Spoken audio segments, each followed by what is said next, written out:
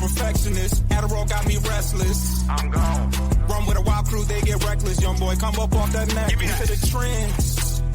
See you lead, be the best. Good evening, everyone, and welcome to another episode of Who Will Be King. I'm here with a couple of my NFC North comrades. It's a foggy and mild day in Michigan. How are you guys doing today? How's the weather wherever you guys are at? It's a beautiful 73 degrees with very little wind. 73? We'll be cold here in the next couple of days again. We'll be back to winter. Okay. And you said it's hot where you're at. You're obviously the winter's over. The winter's over. Oh, it's done. What is the temperature right now? It's getting close to 80. So wow. I'm not doing now. No more puff jackets. I'm not doing any of that no more. No more gloves. Any of that stuff is done with. The winter's, like I said, the winter's done for me. Okay. Yeah. Don't go back home because I know we got snow coming in the next, next week. But that don't sound too bad, man. It's about time I take a vacation or something. But we are officially into the off season. It is post Super Bowl, but pre-combine. We are in that little stage in between where teams are trying to figure out their cap situation. The Dolphins have set the tone with the releasing of Tyreek Hill, Bradley Chubb, and Jason Daniels, I believe is his name. And they may not be done, but I would assume that's not official though, right? No, it's not. And they didn't do what Kansas City did, where they renegotiated or moved money around for their quarterback. What was that, Bay? No, I was just saying exactly what you said. They actually like their quarterback. Right. But yeah, well, before we get into all our teams, are there any players that they've gotten rid of that you guys would find value in between the Chubb and Hill, any of those guys? Dave, I think you're in the market for a receiver possibly. Yeah, but in Tyreek Hill, thinking about it would be nice to have, but he's not necessary, and especially with what he brings with him. His baggage. He's looking for probably one more big contract. He's got like 10 kids to take care of or something like that. And so he's wanting a big contract, but he can be a problem. We have enough of those already. So we don't need to add another one. What about Bradley Chubb? Yeah. I'm not enthused by any of the Dolphins or a potential one in Tua Tagovailoa. Because there's been rumors he might come to the Minnesota Vikings, and I seriously doubt that happens. Because can you imagine Tua coming to the team with Brian Flores? Pay, you guys are you guys in the market for an edge rusher at this current juncture? Yeah, the Bears would love an edge rusher. Bradley Chubb, not the type of edge rusher we are hoping to get, but beggars can't be choosers. I've said that before. Bradley Chubb will be an upgrade over what we have opposite Montez Sweat. And he's going to be a lot cheaper because since he's already available, we don't have to trade anything for him. But be wary of overpaying guys at his age and his position. The best you usually get out of guys over 31 from an edge rusher is probably about 7 sacks, 8 sacks in that range. So if you overpay them, either in dollars or in years, you are going to be upside down. So while the Bears could use a guy like Bradley Chubb, maybe if it's just for like experience in the locker room, just to help some guys, go to the next level. Don't do too much. So you're saying the rumors of you guys wanting Max Crosby are BS? I never said anything like that there, Dave. And yeah, Chubb did play in every game this past year. I think he played in all of them. He had about 8.5 sacks, but in my opinion, he's a little too inconsistent. I think as far as the Lions are concerned, we need something more firm and solid because I think that you just bring back Muhammad, who's a lot younger and more productive at this point in time. As far as Tyreek Hill, he did voice a couple of years ago interest in playing with Jared Goff, but I think we're pretty solid, 1 through 3 with who we got. And like Dave said, I mean, he's looking for at least one more bag to support that, gigantic family that he has. So we certainly don't need to be dumping any more money into our wide receiver room. So yeah, I'm definitely passing on those two. But let's go around the room. First and foremost, talking about any possible cap casualties, guys, that you might be opening up some cap space with. And then secondly, who are your notable free agents that you are looking to retain or let go? And we'll start with Dave. We got Javon Hargrave was one. Jonathan Allen may be another. However, I doubted on Allen as cap casualties. TJ Hawkinson actually may be one. I don't think it's going to happen. I think they'll just rework his cap. But other than that, no, there isn't a whole lot of, we got to get rid of this guy because his salary is too high. And you guys have free agents, or you name the ones that are possible. Who are your notable free agents? Our notable free agents are, there's Harrison Smith, if he retires. TJ Ham already retired. Eric Wilson, the linebacker that we drafted way back when, and he came back and he did well. He's 32 years old, and we're talking about possibly giving him an extension. A lot of people would want to. Jeff Okudah is on the list. Rondell Moore, Tavir Thomas, Justin School, our backup swing tackle. Carson Wentz, whoops, who cares? Andrew DePaulo, our all-pro long snapper, is on the list. We want to sign him back, without a doubt. And then there's generally a whole bunch of people nobody's heard of, except for Jalen Naylor. Jalen Naylor, our wide receiver 3, he may go off and get a bigger contract somewhere and become a wide receiver 2. Him, and then there's Jalen Redmond, our defensive tackle, young defensive tackle. But we're going to keep him because he's a IRFA, and we'll just sign him to something cheap or better. We'll do an extension on him, hopefully, because we want to lock him in. He turned out to be something really, really nice. Ivan Pace Jr. is a restricted free agent. What we do with him, I don't know. We'll find out. All right. And first and foremost, cap casualties. Who are potential guys that you might release to open up some space? Tremaine Edmonds, end of list. Okay. And it sounds like you're all for that. Well, I've been asking for this for about 2 seasons now. Wow. Nothing against the guy. I think he's a fantastic player, but I don't think he's exactly what the Bears hoped for when they signed him for that money. Just for non-Bears fans, this was the replacement for Roquan Smith. They brought him after trading Roquan Smith for pennies on the dollar. Shame on you, Ryan Poles. They traded Roquan Smith pennies on the dollar because they couldn't come to a 5th-year long-term extension for him. They end up getting Tremaine Edmonds in the subsequent free agency period. Tremaine had been a very good linebacker for the Buffalo Bills up until that point. He comes to the Bears. He's been serviceable with the Bears. He's been mostly playing a coverage Mike for the Bears. But I don't know, man. Chicago, we like guys to play on the line of scrimmage. We like guys to make plays in the backfield. We like that type of stuff.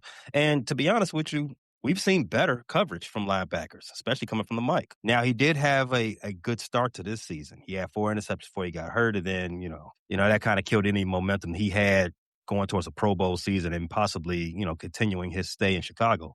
But again, not too much on the guy Tremaine Edmonds. He is a very good linebacker. I just think for what we're paying him, we need a little bit more production. And unfortunately, in this business, when you have a veteran team, when you have a team that has a window open, there are going to be some cost-cutting measures. And then when you start looking at guys who are not giving you the production equal to their contract, those are the guys who you can probably say bye to. So there must be a pretty good relief on the cap if you were to release a guy like him. Not much. The Bears are over. The Bears are about $10 million over the cap. I think releasing Tremont will put us under the cap, but not by a significant amount. I think maybe by $5 or $6 million. We still got a lot more work to do after that. And segue to the next part of your question. Free agents, the internal free agents. Who you got? So there are a lot of free agents on that other side of the ball. on that same side of the ball, defense, primarily in the secondary, Nashawn Wright, you know him, Dave. He had a fantastic season, a career season for the Bears. Ended up in the Pro Bowl. His contract is up. He's probably going to get bagged out this spring. I'm thinking he played on $1 million deal. He's probably going to get 16 times that, at least. For one good season. Wow. Hey, people love turnovers, Dave. They do. I do. And let me tell you something else. They love the frame from a Nashawn Wright. He's 6'3" and 6'4" in that range. You can, and he's physical and he makes plays on the ball. That gets you paid. Is he outside or is he inside? No, he's an inside. He's an outside guy. He played. There was a point in the season where he was the number one corner for the Bears. Now, a lot of that had to do with injuries, but he was very productive. You can't knock production. He led the league in turnovers as an outside corner, so he's going to get paid. He probably is going to get priced out of the Bears. But that's their business. So there's Nashawn Wright. There's both our safeties, Jaquan Brisker, Kevin Byard. Got to figure out who we could bring back from that duo. As you know, Byard is 33, but he's one of those culture guys, one of those locker room guys. He's had great seasons. He plays games. Why you haven't seen him dip in his play yet? But you never want to get caught holding the bag. I mean, for Harrison Smith. Yeah, have him back, and he's 37. He's still Harrison's still productive. I'm still scared of Harrison. Brisker, another fan favorite. Brisker wins games for you, and from the safety position. Problem on his is how many games can you get out of him? He's had a lot of concussions during his short career. Got to make decisions. Elsewhere, we got Dayo Amadeng. I'm gonna mess up his last name. Tongue tied. Let's just call him Dayo. Got him last free agents. Came from the Indianapolis Colts. He had let's call it an underperforming first year with the Chicago Bears. He was signed to be our opposite guy, Montez Sweat, to rush the passer. He was terrible in doing that. He had a little bit of a spark as a run stopper when they bumped him inside, which is a demotion. And let's not call it what it's not. When you're paid as an outside rush and you get bumped inside, you got demoted. Then he tore his knee. So cutting him, where he's most likely going to be released with a injury settlement. And doing so would not save the Bears much because he got paid, the way his contract is. He'd probably have to get moved after the June 1st, the window we can do there, and it'll save the Bears about $1 million. Again, not a lot, especially when you're trying to retain guys. Like I said, all those guys I named, Byard, Nashawn, Brisker, these are guys you probably want to have back, but probably outside of the budget unless you can make a lot of things shake. What about C.J. Gardner-Johnson? C.J. Gardner-Johnson's another one, but C.J. Gardner, he was brought in to help. You would love to have him back, especially if you can't keep Nashawn. You probably keep CJ. If you can't keep Byard or Jaquan, you probably want to keep CJ since he was already outside of a job when you got him in week 7. Early. Might be able to get him. Might be able to get him for a discount. Maybe. We'll see. On the offensive side of the ball, here's the name a lot of people are talking about. DJ Moore. DJ Moore, fantastic wide receiver. Fantastic Bears player, fantastic fan favorite. He's probably the most liked guy on the team. And this is a fact. We were doing a show when he got signed. It was like breaking news. He is the highest paid Bear of all time. What does that spell for you? It's that business. $28 million cap hit. So it comes down to dollars and cents there, Dave. Are you getting $20 million worth of production out of DJ Moore? 50 catches, 600 yards, 6 touchdowns. You could restructure. You can. And that's probably where you'll start with guys like DJ Moore, guys that you definitely want to keep back. You have that little bit of leverage, like, hey, we're not getting bang for our buck here. Let's help you help me. Right. Let's do this restructure. Let's do the Pat Mahomes. Mm-hmm. And restructure. All 4 NFC North teams are over the cap as of right now. They'll have to get under it when the start of the new league year hits, but all 4 are over, and it's just the amount. I think you guys are the least at like $5 to $10 million over, and then it goes on up to us at 40 to 50. But our problems were pre-set up that we can restructure 3 guys and we're done, and we're back underneath and have spending money. So I'm not worried about the cap per se. You said the Vikings are the most over the cap in the division? In the division, yeah. We're second most in the league. Wow. We're now the most because the top most was Kansas City. And they just freed up like $48 million. I've been thinking.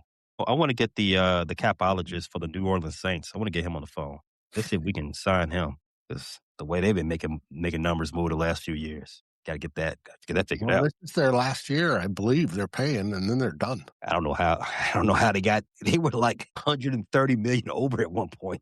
I don't know how they did it. Wow. All right. So as far as the Packers are concerned, they have a few guys. There's a number of guys that they may look to cut to get under the cap. Rashawn Gary, who was a underperforming player for them this year. Also, Elgton Jenkins, who was in the final year of his contract. They would save $20 million getting rid of him. He's a former Pro Bowler and had a down year as well. As far as Rashawn Gary, it would be $11 million they'd be saving. Outside of that, Nate Hobbs, their cornerback, and I don't think they would cut Josh Jacobs, but I think that he would be a candidate for restructuring his deal to open up some space. As far as notable free agents, they got a pretty nice list over here. Obviously, they have Malik Willis, who was their backup and got some work last year. Shad Walker, who played 94% of their snaps at left tackle last year. Quay Walker, who led the team in tackles, as well as Romeo Dobbs, who led the team in targets as well as receiving yards. So a couple of pretty significant players. Obviously, they have acquired Parsons this past year, so that's going to take up a lot of their money. But as far as their top fit going into this year, free agency wise, Greg Newsome, they're definitely going to be in the market for some cornerbacks. Any thoughts on what the Packers got going on? They're losing all those guys, and I love that for them. The oldest one of all their free agents is 29. And we've heard for years, you got to have a young team. Green Bay's the youngest team. Green Bay's so young. They're going to win, blah, blah, blah. Well, that didn't happen. Did they make some noise? Sure. But did they win? No. And, but like I said, the youngest one is 29 out of all these free agents, or the oldest one. That means these free agents are going to have a lot of other teams looking at them because most of them are anywhere from 26 to 27, 28. That's like coming off your first contract. Hey, I feel sorry for them that they're going to lose all those players, but hey, it is what it is. I don't feel sorry for them. Sorry. That's called sarcasm. Hey. Yes, of course. My bad. I'm direct with my Packers, so straight off the hip. Now they're wanting Romeo Dobbs back. Yeah, I mean they always have. I mean they had some wide receiver issues last year. Yeah. I guess they have to say that publicly because you don't want to be labeled as against the handicapable. And you got that. You talking about the helmet? Yeah. Oh, come on, man. You gotta say you're welcome here. You gotta at least say that, right? Right. But we know. I do think of that initially out the gate. I mean, that's probably why he's got the most targets. You can't miss that dome running down the field. Because we all know Jordan Love got his eyes closed be throwing the ball. So I'm gonna just throw it towards the blimp. Love is blind. But lastly, Detroit Lions. As far as the casualties are concerned, David Montgomery, who there was a lot of speculation about whether he wanted out or is he getting enough touches. He would be a $3.5 million. We would save $3.5 million cutting him, but I kind of feel like that. I feel like they're going to pass that up and make that work. Hopefully, outside of that, you got Graham Glasgow and Taylor Decker, who are two members of our offensive line. I can't see us pulling the trigger on both of them, possibly one of them. But Graham Glasgow was our center last year, and Taylor Decker has kind of flirted with the idea of retirement. So there's always a chance that could be a factor in things. And lastly, Brock Wright, who was our backup tight end, who was mostly when Sam Laporta is healthy, is mostly use as an extra blocker, but with us bringing in a tight end specialist at the offensive coordinator job, that that may factor into whether or not we choose to part ways with Brock Wright. As far as notable free agents, Hey. Alexander alone. Go ahead. What were you gonna say? Aren't you going to cut Marcus Davenport, or are you going to keep him? Well, okay, so that kind of plays into the free agents that I have coming up. I think they said that they're possibly picking up the option on Davenport as well as Pascal, two guys that did not play much last year. Or the year before, or the year before that, or the year before that. Dan Campbell, I would venture believe, likes him a lot. He did come back at the end of last year and didn't contribute much. So, although it wasn't a complete season-ending injury, I think he had a big enough sample size where we could decide whether or not he was worth something. And I tend to lean on not. And I was kind of a pretty big advocate for him going into the year, but at some point you just gotta cut your losses. But as far as other notable guys, Alexander Zaloni, DJ Reader, Al-Qadim Muhammad, who's a pretty big proponent for bringing him back because he's been one of our better edge rushers the last 2 seasons, even when Hutchinson was out with that devastating injury. Roy Lopez is another guy that I'm hoping we bring back. Amik Robertson, who's a slot corner, nickelback. I think that we part ways with him. Rock Yassin, I'm kind of on the 50-50 with him.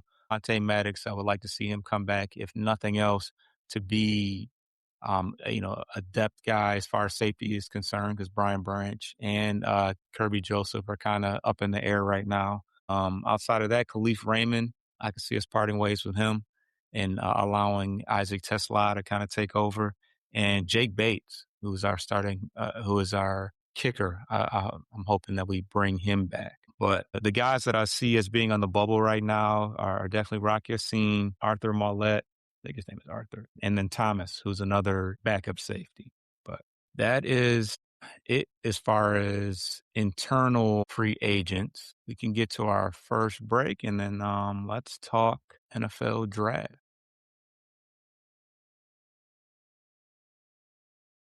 The NFL Combine starts February 3rd, so we're about 8 days away from that. I believe the players hit the field for the first practices or whatever test on the 20th. On the 26th. But the 23rd is what I care about. Right. So let's go around the room. Who do you guys have your eyes on and as possible targets and guys that you guys want to see in the, what do they call that, glorified Underwear Olympics? Yes, Underwear Olympics. That is it. Pay. We can start with you. Well, Dave, you're not going to tell us why do you only care about the 23rd? Because that's when you start to get the head offices and the coaches speaking to the networks, the question and answer period. And I want to see if our acting GM, Rob Brzezinski, actually gets up there and speaks. And what does he say? And then I also want to see if Kevin O'Connell, what sort of questions he gets and how he uses those to deflect or, give us a glimpse of where he's going this offseason with the team, specifically quarterback. But yes, that's why I care about that first part. And that's where you get your beat writers that are going to go meet at the different restaurants and pubs and stuff like that. Because, hey, it's all about the combine and learning these college players, right? No, you got agents talking to teams. All that stuff is happening. The no tampering stuff is like, just don't get caught. It's all that is when all the rumors start coming out. This team's targeting this guy, this team targeting that guy in free agency. They're working on a trade for player X. All that stuff starts to leak out. That's what I'm looking forward to. Tampering period. Yeah. So, Pay, who you guys looking at going into the combine? It is an odd feeling right now for Bears Nation. I see your brow furrowed up. Usually the Bears have had a lot of cap space and drafting in the top 8 or so. This year, man, you got to do a little digging. We got to find some money in between couch cushions. We got to look at the back half of the draft rounds just to see where we're gonna fit in. So right now, there is, as I spoke earlier, we have a need at safety. Right. Well, we might have some job openings at safety. Where the Bears are drafting at 25, we might be right there for the second best safety in the draft, which is consensus Dylan Thyman. Am I saying his name right? From Oregon? How I've heard him, yes. He's a 6 foot, 25-pound guy. So not the biggest safety in the world. So we definitely want to see, is he how's his agility look? How's his speed look? And see you can see all the mental stuff on tape, but we want to see how he is as an athlete. So that's one guy we're looking at. Also, the Bears have needed front defensive down linemen for the last 5 years. Another guy that should be available from the Ohio State, Caden McDonald. You definitely want to check him out too. See where his strength is. 6'3", 330-pounder. Dave, what do we call those type of guys? Big round bellies, baby. There we go. Want to see how that round belly looks. No diddy. So that's the two main people that I'm checking out. Now, if they look too good, we're not going to get them at 25, but just right, we got taking them out. Other names to be on the aware of: Caleb Banks, another D tackle from Florida, a little bit shorter. Well, actually, no, he's taller, 6'6", 334. There's another Monroe Freeland. Now, he's an offensive tackle from UGA, around the corner from here. The Bears will need another tackle after Ozzie Trapillo had a patella tendon injury late in the season. So will the Bears go ahead and make another high draft pick at tackle? I probably wouldn't see it, but I also, what I'm hearing is that the Bears are going best player available. They've got a lot of, they like where they are right now as a team, that they just want to, plug and play right now. So, those are three guys that I'm looking forward to see. We'll see what the Bears do in April, because they shocked me last April. Shocked me again. This time, let's go to Super Bowl. Who'd they draft in the first round? Colston Loveland. Ah, yes. That turned out all right, though. Yeah, it's not all right. Detroit, take a tight end move. Right. Hey. It worked. Now, it worked. Would you be interested in trading up if you had a chance to grab Caleb Downs? They like their Calebs. I like Caleb. Listen, Calebs have been very, very good to me in my sports life. I'm loving the Calebs right now that's in my sports life right now. They're doing me very well. They didn't give me a Valentine's Day gift, but I like the love they showed me all throughout the year. Dane Brugler of The Athletic is promoting that trade up for him. Yeah, I think that's a little bit too risky, in my opinion. I think the price tag on something like that would just I don't know. I have to see how that's structured. You'll probably have to give up 3 picks. That's fine. 3 picks for a player in this draft, I could deal with that. Now, giving up 3 picks for a guy like, as you said earlier, Max Crosby, now we're getting in close past that line, because the word I used earlier, overpay. You never want to pay for somebody for what they did already. And what we will be doing, we'll be paying Oakland down the line for somebody who's probably not even, in his prime anymore, or, worth it at that point. You give up 3-4 picks, and then 4 years later, we're still paying for this guy. Now he's only giving us 7 sacks a season. It's not worth it. Maybe if we won a Super Bowl, then we can talk about it. Now, though. You're right. The window is not open now. You got to be careful. Got to be smart. Got to be smart about this. You don't want to leverage the future. That's for one. What am I talking about? I'll take the one. Yes, you will. You know it. Sounds good, though. Yeah, but that's pretty much it. For Caleb Downs, I wouldn't be mad at him. I do want to see the compensation package. How many picks would it take? And how many players would it take? Who would be trading up for it? I think he's a top 5 pick? Top 10 at least, yeah. But the good thing, though, Dave, it's not a quarterback draft. The prices come down just a tad. All right, Dave, who you got your eyes on? For the Vikings? That's a great question. We're looking at some of those defensive tackles that pay us as well. Hey, we're all bunched up together in the draft. You guys, you lead. You're at, 17? We're at 18, and then pays at 20-something. I don't know. We could use a corner, but will Brian Flores want a rookie corner? That's the question, because he likes experience on his defensive backfield, which makes the whole safety question, do we draft a safety, which that kid from Oregon has also been projected to us. Tyler's already watched this tape and says, no, it's not worth it. He should be a third rounder, not a first rounder. I really don't know at this point. I like some of the wide receivers, and the wide receivers may come into play if we don't re-sign Jalen Naylor and we trade Jordan Addison, which is still a possibility that can come into play. Then we want a receiver. There's no centers worth a first-round pick. There's no linebackers.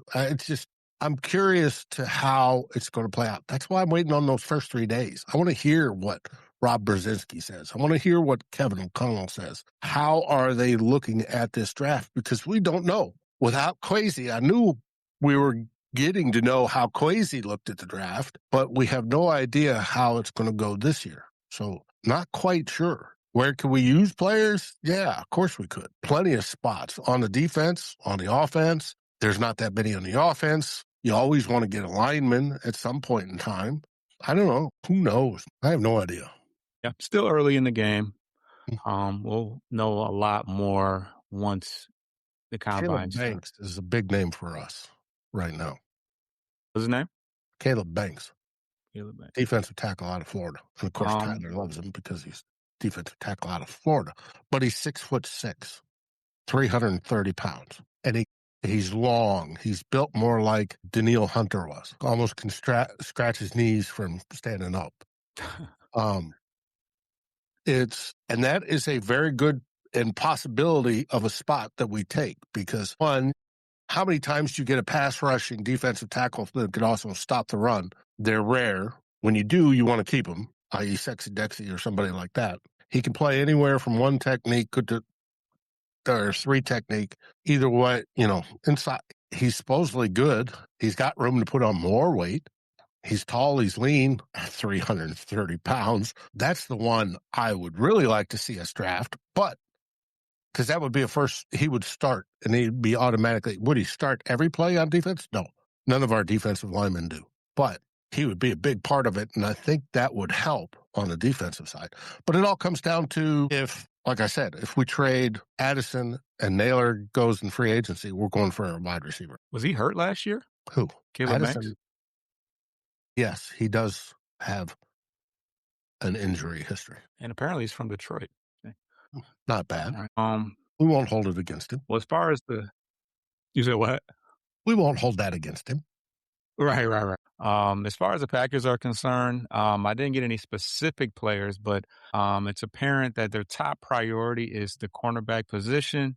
Outside of that, they're looking for some help on the defensive tackle to strengthen their interior run defense, and lastly, their interior offensive line. And that'll be depending upon whether or not Sean Ryan, who played all over the interior, he's a restricted free agent. So if they are able to retain him, maybe not as much of an issue, but if he leaves, they'll have to address that as far as the draft is concerned. Now, the Lions, we're definitely prioritizing the offensive line and defensive line. We're focusing on explosive players and defenders that can be versatile and can fit into our scheme. So that's why the Caleb Banks guy, as far as him being able to play inside and outside and having some good size, he kind of piqued my interest the more that you guys talked about him. But as far as the players that I'm interested in looking at in the combine, Ruben Bain out of Miami, he's an edge rusher.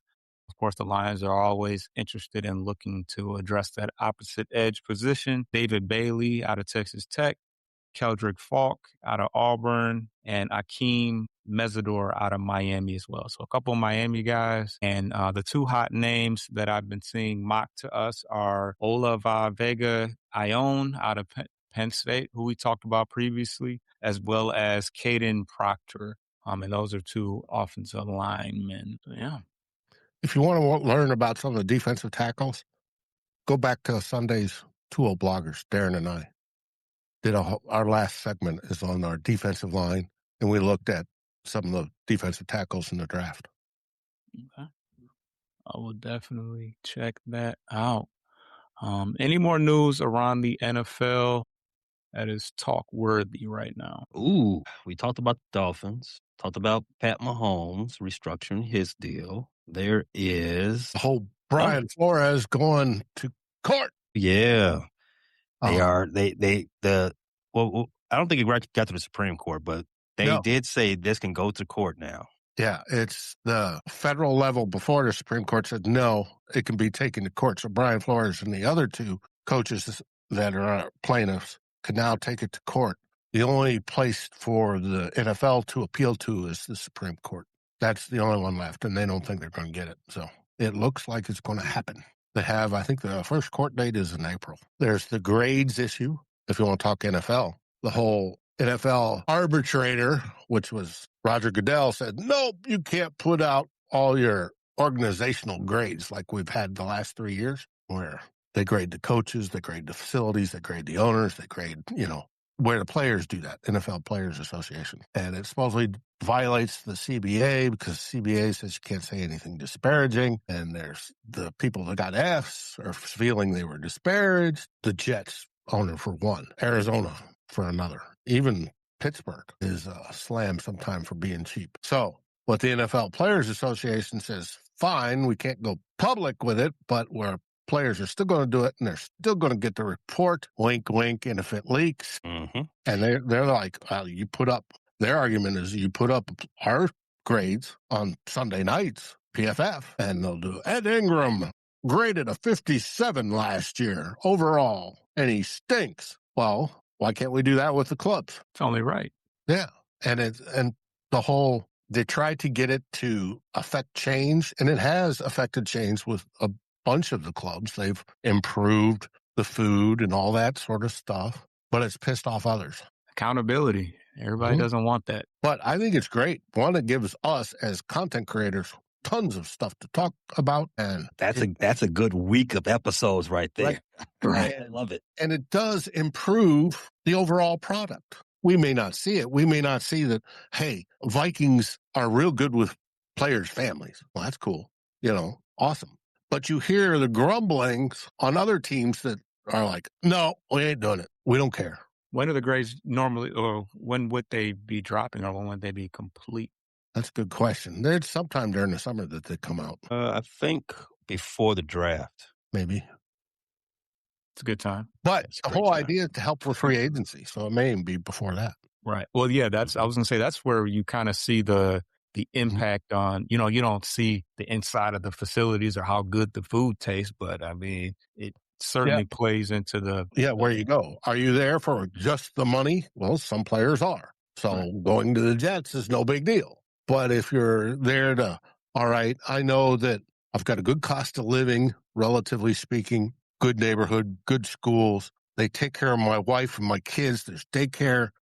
The wives can come down on the sidelines. The family can before the game. Some players have complained about that. All sorts of stuff from, hey, they feed us. We don't have to buy it out of a vending machine. And they feed us good, high-quality, nutritional food. One of the complaints I saw is they didn't separate players' eating time versus the rest of the front office eating time, and that caused problems because the front office types would come in and wipe out whatever's prepared, and it's mainly prepared for the players. That's crazy. I thought it was going to be the other way around, where they got to muscle their way around the players. No, it's not. I'm sure some offensive lineman would gladly sit down with somebody in the analytics department and, talk while they ate. But it's the fact that, hey, you've got chefs here and they're fixing me high protein diets or specified diets so I can recover quicker. And yet the secretary down the hall is eating it all up before I get a chance at it. I think we've all gotten to the point where we can now officially say that we don't like Pam Beasley, right? That was an Office pun. Yes. I love me some Office. But yeah, some of that stuff seems kind of like automatic. Like how like all the money they're making, how are they not? How is food and small things like that an issue? But apparently, well, it depends whether they're cash rich or cash poor. Cincinnati's horrible, trying to improve, but they've been notoriously cheap. And it's part of it's the owners. How do the owners feel about it? Are they just there to make money? Or are they there to invest in their assets? As much of a socialist as I like to be, I'm trying to get that back. I want my money. Yeah, but you don't realize the money you put in could eventually come back to you tenfold. When you sell, yes. When you sell it, yes. Speaking of which, Seattle Seahawks just went up for sale today. Yes, they did. Wow. The news that broke right before, a day before the Super Bowl, that they were going up for sale. And they actually notified the public today. Yesterday, they said we are not tagging Super Bowl MVP, former MSU Spartan, Kenneth Walker III. I saw that too. He'd be interesting on the Vikings, but I don't know if we want to pay him. That's another thing you never do. You never overpay. You don't re-sign your own running backs. Let somebody else pay them. Just get another one. The Lions fans would not agree with that. Hey, the rumors already started. Jahmyr Gibbs might be a free agent one day soon. I didn't hear those. I heard on our local radio, somebody did propose a trade Chris Jones for Amon-Ra St. Brown, and the host was actually entertaining it, and the fans are just letting him have it. Like, no. Why would you get rid of St. Brown? Why would you trade St. Brown for Chris? You're talking about the Kansas City Chiefs, Chris Jones, right? So, I mean, the money like is about 40. even, and they expire at the same time, but yeah, I mean, Jones is way older, and, we do That need. makes no sense. Yeah, it didn't, but and I don't know, maybe he was just kind of playing it up for the shock value, because the shock value was definitely there. It definitely got the people going. But no, I mean, yeah, he was a Pro Bowler this year, but I mean, and we did, it seemed like there was some interest back when he was last a free agent, but no, it doesn't. Age-wise, it doesn't make sense. I mean, impactful defensive players and defensive line, we do need that, but St. Brown's one of those guys that, like, lying is just, that's what I see when I think of it. Amon-Ra St. Brown's. Oh, it's like they're going to trade Justin Jefferson. Like, no, we're not. That's more likely. No, we're not. Not this year. We would have to eat, it's like 45 or 48 million in dead money. No, it's not going to happen. Yeah, you can't pay us enough. Not this year. Next year. 2027, maybe. Right. Not in 2026. No, it's not going to happen. But it's just like Vikings fans, being included, dreaming of Joe Burrow. It's not going to happen.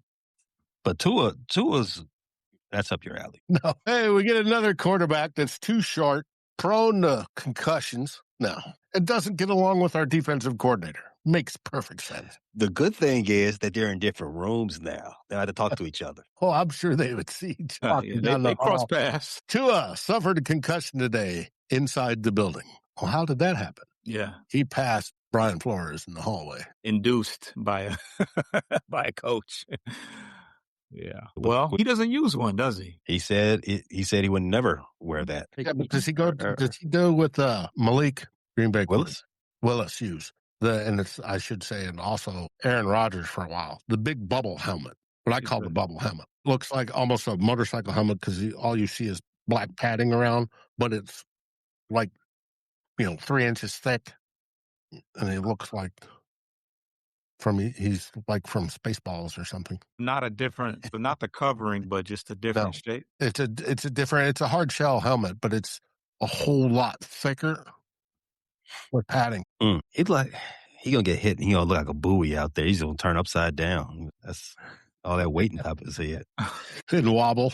Yeah, it's a bowling pin. But yeah, things should certainly get more interesting in the upcoming weeks with free agency coming up on the March 11th, and the franchise deadline coming up pretty soon as well. But what you guys got going on over the next week? We are dropping an episode for the wide receiver room. Last episode, we talked about how we can improve the trenches and how that can push the Bears towards Super Bowl 61. Now we're going to talk about improving the wide receiver room and what do we need to do from that room, maybe make some additions or make some cuts to make the team better. We shall see. That will be coming out Friday. Elsewhere, we got basketball coverage every Monday and Tuesday. We got baseball shows coming out every Friday now, live. Check that out for the Cubs and White Sox, asterisk. But yeah, always a fun time at the Frustrated Chicago Sports Fan channel. Don't miss out on those great episodes from me and my team. What we've got going on is I've got one more show tonight. I'm going to guest on Vocal Vikes show, and he calls it OG Vikings Talk, since I'm one of the OG guys, and links in the chat. It's tonight at 7 Central. We're going to talk everything Vikings. And then tomorrow we'll have a pre-recorded, which we recorded today, Tyler Fornes, The Real Forno Show, which we talked about some interesting topics. You'll have to join at the normal time. It'll premiere. And then we'll have 2 old bloggers on Sunday at our off-season time, 4 o'clock in the afternoon. We get some extra time to sleep and fix breakfast and have a good old time during Sunday because there's no football. So you got time to come listen and talk Minnesota Vikings with us. And as far as Bleachers to Speakers is concerned, we are hitting that final run towards the NBA playoffs. And as Pei talked about, we have a show every Monday where we talk about the Central Division. The Tigers' first spring training game is coming up on Friday. So we'll be giving you coverage weekly for that. And then it's almost that time to start doing draft profiles for the NFL. So stay tuned for that, along with combine coverage and free agency. So whole lot, whatever is your fancy. And on the way out, what do they say in Chicago, Pay? Bear down, Chicago Bears. Dave? We say Skull Vikings. Detroit, we say. Thanks for joining us, guys. Get your lick back. If a nugget owe you something, ain't no chit chat. Better stay up out the way, don't get your shit splat. Stop letting this shit slip.